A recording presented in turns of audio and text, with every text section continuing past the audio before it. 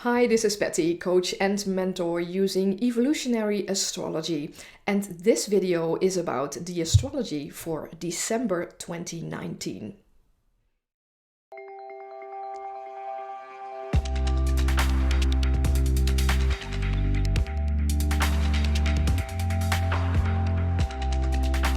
We start off this last month of the decade with Jupiter moving into Capricorn. Now, Jupiter stays in a sign for about 12 months, so Jupiter changing signs is a yearly event. And for the most of 2019, we have had Jupiter in its own sign of Sagittarius, a sign where Jupiter, of course, felt extremely comfortable. And it's so funny because everybody knowing a bit of astrology was really looking forward to this year of Jupiter in Sagittarius, Jupiter in its own sign. It's a very expansive, sky is the limit kind of energy. And Jupiter makes everything it touches bigger. It expands it. So most of us, including me, hoped for a year of successful expansion. And yes, indeed, it did happen, but for a lot of people in unexpected ways. So perhaps in 2019 you had it with a lot of Jupiterian energy and enthusiasm in the wrong direction. That's also possible. Jupiter indeed made everything bigger, and what I saw in my life and in the life of my clients is that the shadow sides of Jupiter in Sagittarius were expanded too, really making its shadow side bigger. And so in the end it wasn't all party energy, but we definitely all became a lot wiser in the last 12 months with Jupiter in Sagittarius. And now on the 2nd of December, Jupiter moves into Capricorn. And as always with these energies, not a day too soon, I would say. And after all this expansion of Jupiter in Sagittarius, Jupiter in Capricorn is the energy of get real. Make it real, ground your expansion. Jupiter in Capricorn still wants to expand, just like in Sagittarius, but in a completely different way. Because Capricorn is about doing things that are difficult. So in 2020, you might ask yourself the question, what is it that I would like to accomplish? Accomplishment is a real Capricornian word. And as you know, big accomplishments usually take a lot of effort. And it doesn't need to be hard or dreadful, but how fulfilling is it to do something big, to accomplish something that you made the effort for, that was difficult to do, you climbed that metaphorical mountain. How fulfilling that is. And we are ready for it. And in fact, Jupiter moving into Capricorn means that slowly but surely it moves towards the super triple conjunction with Saturn and Pluto in Capricorn in 2020 that I've talked about before and will talk about in the coming months, of course. We are in the build-up of this super event. Basically all throughout 2019 we were in the preparation of it, and in 2020 it's really going to happen. And Jupiter moving into Capricorn kind of kickstarts that and makes it even more tangible. On the 9th of December, a hallelujah day, I would say, because Mercury moves into Sagittarius. And a lot of you had some tough nuts to crack over the extended period of Mercury in Scorpio. We also had the Mercury retrograde in Scorpio. So Mercury was there for quite a long time. And it meant difficult conversations and for some even doom-like thoughts and deep, deep inner work. And Mercury now moving to Sagittarius really clears up that energy, and the energy in our conversations and also in our minds. And again, not a day too soon, I would say. Then, as of the 11th, Venus starts moving first across Saturn and 2 days later across Pluto, really highlighting this Saturn-Pluto in Capricorn theme of 2020 that I just talked about.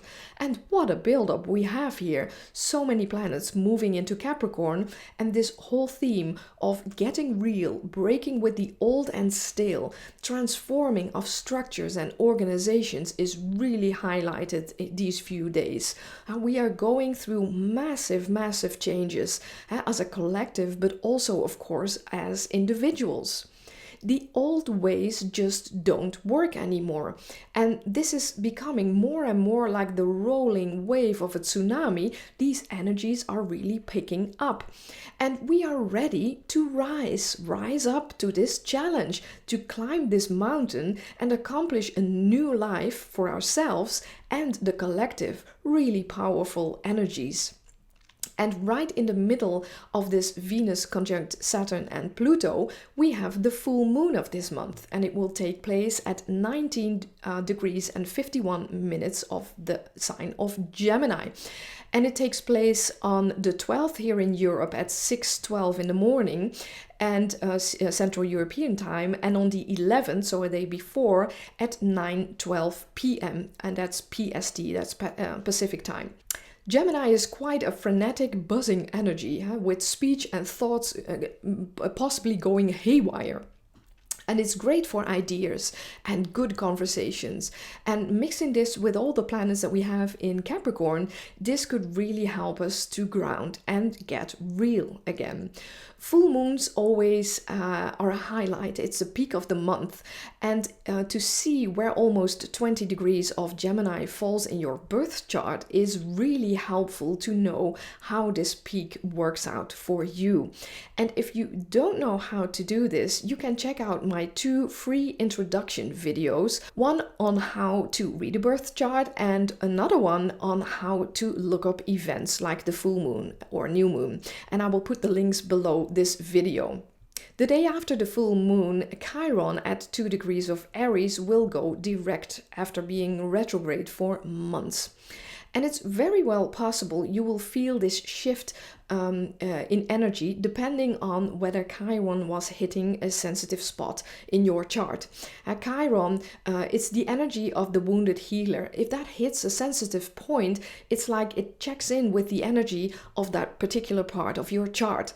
So for instance, if Chiron was hitting your sun, it means that your identity, which is the sun, was influenced by Chiron. Chiron did a check-in on your sun, asking you, are you really taking personal leadership, or are you still very much in touch with your wounded parts, the wounded parts of your identity? And the shift of Chiron is like a wrap-up of this energetic check-in. And Chiron work is for a large part mindset work.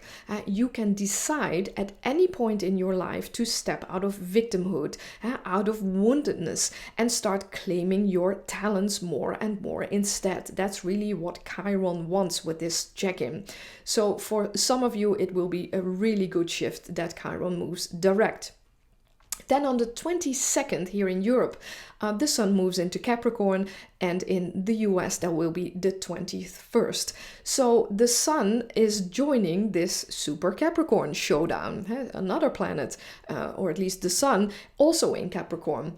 Now, this day, of course, is also the solstice, or the day that the sun turns from the Capricorn tropic back to the Cancer tropic.